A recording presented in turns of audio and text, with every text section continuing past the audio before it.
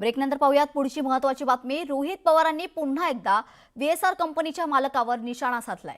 Xavier post करत रोहित पवारांनी VK. Singh यांच्यावर गंभीर आरोप केलाय।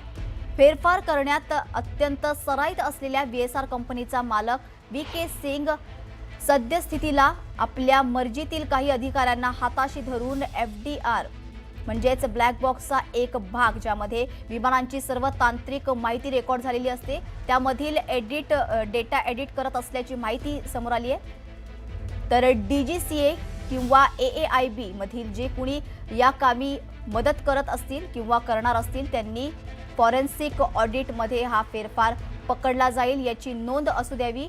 उद्या आम्ही संसदेच्या माध्यमातून समिती स्थापन केल्यानंतर जी होणारच आहे आणि त्यात फॉरेन्सिक ऑडिट झाले जे होणारच आहे तेव्हा व्हीएसआर कंपनीला वाचवायला कुणीही येणार नाही। तसंच डीजीसीए मध्ये अनेक अधिकारी प्रामाणिक देखील आहेत हेही लक्षात असू द्यावं, अशी पोस्ट सध्या रोहित पवार यांनी केली आहे।